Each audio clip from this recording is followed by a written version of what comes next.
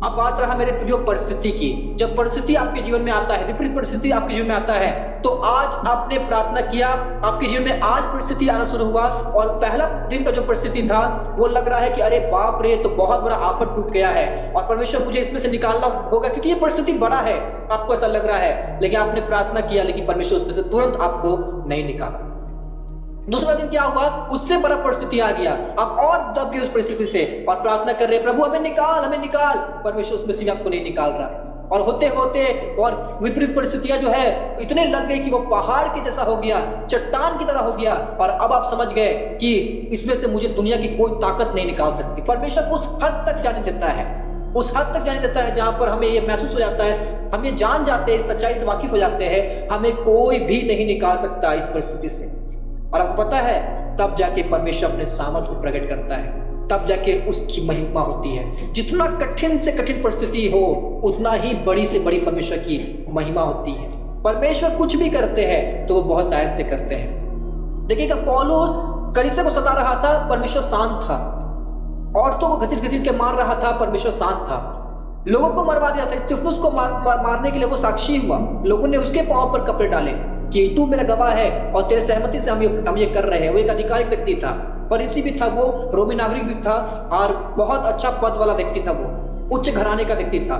लोग उसको गवाह के तौर पे खड़ा करते थे कि यदि ये व्यक्ति कोई स्टेटमेंट देता है, इसका स्टेटमेंट लोगों में बहुत मायने करता है। इसलिए उसके पांव पे जो है कपड़े डाला और स्तिफनुस को मारा। उसकी स्तिफनुस के मौत में बराबर का भागीदार था वो, है ना। यीशु मसीह शांत था। जब वो दमिश्क के लिए निकल गया कि दमिश्क के मसीहों को मार डाले बड़े जोश से, और निकल गया, तब भी परमेश्वर शांत था।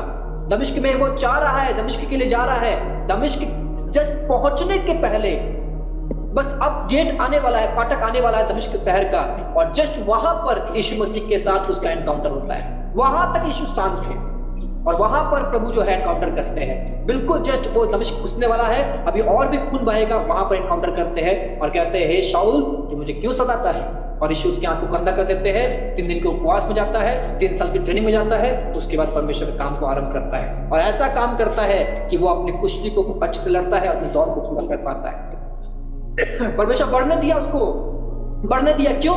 उसको परमेश्वर को बड़ा गवाह बनाना था। क्या कहा उसने हन्ना को? वो मेरा गवाह है, उसको मैंने चुना है। तो परमेश्वर छोटी मोटी गवाही को नहीं, चिल्लड़ को नहीं, परमेश्वर बड़े वैल्यूएबल हमें बनाता है। इसलिए परमेश्वर बहुत बड़ा जो हमारे जीवन में काम देता है, उस हद तक उसको जाने दिया ताकि कलीसिया जान सके, अरे ये तो भयंकर व्यक्ति है, उसके नाम से लोग डरते थे, कांपते थे, पर वही व्यक्ति परमेश्वर की महिमा कर रहा है, वो कितनी बड़ी बात होगी। हालेलुया। परमेश्वर ऐसे काम करते हैं मेरे प्रियो। देखिएगा, जब विपरीत परिस्थितियां बढ़ रही है, दुष्ट के काम बढ़ रहे हैं, लग रहा है अरे ये तो बढ़ रहा है, ये तो बढ़ रहा है, ये तो असंभव है। मेरे प्रियो, परमेश्वर के लिए कुछ भी असंभव नहीं है। परमेश्वर उसको कभी कभी बढ़ने देता है। जब मूसा 40 दिन के लिए पहाड़ पे चले जाता है, तो नीचे क्या होता है, लोग बहक कर और क्या होते हैं, और लग जाते हैं बुत परिस्थिति करने के लिए, और एक बछड़े का जो सोने का बछड़ा बनाते हैं। तो परमेश्वर तो देख रहा है कि वो बछड़ा बना रहे हैं, लेकिन बछड़ा को परमेश्वर बनने देता है, उसको सांचा में ढलने देता है। लगाओ, तुम अपना सारा लागत लगा दो, दे दो अपनी कान की बालियां, सब कुछ लगा के तुम उस बछड़े को बनाओ। वो बनने देता है, और बन के तैयार हुआ। शैतान को क्या लगता है, ओ दे मेरा राज्य बन रहा है ना। परमेश्वर, शैतान क्या सोचता है, वो दे मेरा राज्य बन रहा है। कई बार वो सेवकों को चैलेंज देता है, दिखाता है, उसके ही लोगों को दिखाता है पाप में, और दिखाता है देखो मेरा राज्य तुमसे अधिक मजबूत है। इस प्रकार से वो होता है, लेकिन परमेश्वर देख रहा होता है, परमेश्वर बनने देता है। बनाओ बनाओ बनाओ, तुम पूरा कंप्लीट कर लो, अपना सारा तन लगा दो, मन लगा दो, धन लगा दो, अपना सब कुछ लगा दो। लेकिन जब वो बन के बिल्कुल पूरी तरह से तैयार हो जाता है, तब परमेश्वर एक पल में उसको ढा देता है मेरे प्रियो, और सब जो है वो पछाड़ खाता है। दुष्ट आत्मा जो है, शैतान जो है, वो लज्जित हो जाता है, और परमेश्वर की महिमा होती है कि परमेश्वर के लिए कुछ भी असंभव नहीं। मान के चलिए कि एक पाप का घर बनाया जा रहा है, यदि एक पाप का घर बनाया जा रहा है, मतलब उसका बुनियाद ही पाप में डाला गया है। किसी गरीब का, किसी दरिद्र का, किसी दीन का हक मार के, पेट काट के, उसका हत्या करके, यदि उस पैसों से जब घर बनाया जा रहा है, परमेश्वर रोकता नहीं है, वहां पर प्रभु नहीं रुकेगा। तुम बनाओ, तो अपना सारा जी जान लगा दो। सालों लग जाते हैं एक कंस्ट्रक्शन को तैयार होने के लिए, लेकिन एक अर्थक्वेक आता है, माइनर से माइनर अर्थक्वेक आता है, एक बड़ी बिल्डिंग जिसमें करोड़ों रुपए लगाए गए, कितने मजदूर की मजदूरी लगाए गए, कितना समय लगा दिया गया, पर क्षण भर में वो जो है मलबे में तब्दील हो जाता है। ये हमारा परमेश्वर है, वो होने देता है, बहुत आयत से होने देता है। जब वो जीवन बहुत आयत से देता है, तो वो सब कुछ बहुत आयत से देता है। फिरौन को परमेश्वर एक बार में ठिकाना ला दिया था, लेकिन उसको परमेश्वर बोल रहा है नहीं नहीं, इसको मैं कई बार जो है कठोर करूंगा, नम्र करूंगा, ताकि इसके पास कोई भी बहाना ना हो कि अरे परमेश्वर तो एक और मेरे को मौका नहीं दिया, एक और मौका देता तो मैं उसको हरा देता। परमेश्वर 10 मौका उसको दिया और 10 बार फिरौन जो है वो पछाड़ खाया। हालेलुया।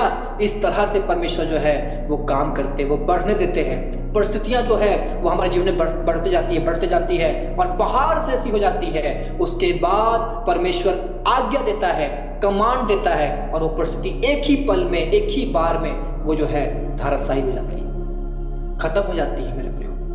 मेरे प्रियो परमेश्वर काम जो है वो ऐसे ही होता है। परमेश्वर फिरौन के मन को खुद ही कठोर कर दे रहा है, खुद ही नम्र कर दे रहा है, ताकि अपनी महिमा को प्रकट करे।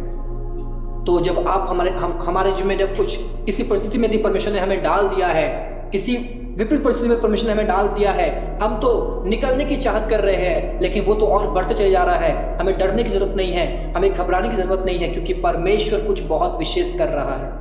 परमेश्वर कुछ बहुत विशेष कर रहा है। देखिएगा, मैंने एक सेवक से एक चीज सीखा। शैतान जो है वो फैक्ट दिखाता है, वर्तमान को दिखाता है, पर परमेश्वर सच्चाई दिखाता है, भविष्य को दिखाता है, क्योंकि उसके विषय लिखा है, उसकी पहचान ही उन बातों से होती है। जैसा रोमियो 4:17 में लिखा है, जो बातें है ही नहीं, अस्तित्व में नहीं है, वजूद में नहीं है, उसका नाम वो ऐसे लेता है कि मानो वो है।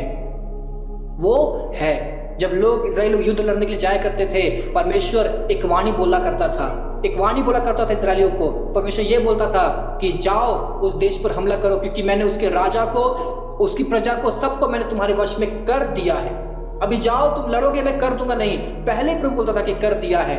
और देखिएगा, वो ट्रुथ था। फैक्ट क्या था? अभी वो देश सेफ है, अभी लिया नहीं गया है, लेकिन ट्रुथ क्या था, सच्चाई क्या था? मैंने तुम्हारे वश में कर दिया है। यही है विश्वास का जीवन, यही है और मसीही जीवन। परमेश्वर की प्रतिज्ञाओं पर परमेश्वर पहले वाणी देता है, बाद में उस वाणी को जो है वो हकीकत में बदल देता है। हालेलुया। इसी प्रकार से मेरे प्रिय परमेश्वर काम करता है। तो याद रखिए, कठिनाई जब आ रही है, मुसीबतें जब आ रही है, नेगेटिविटी जब आ रही है, जो नहीं होना चाहिए हर वो चीज जब हो रहा है, इसके बावजूद कि हम परमेश्वर में बने हुए हैं, उसके बावजूद हो रहा है, घबराने की जरूरत नहीं है। घबराने की जरूरत नहीं है, क्योंकि परमेश्वर वो होने दे रहा है। क्योंकि जब पहाड़ बन जाता है, उस पहाड़ को हटाना, देखिए परमेश्वर छोटे छोटे पत्थरों को नहीं हटाता।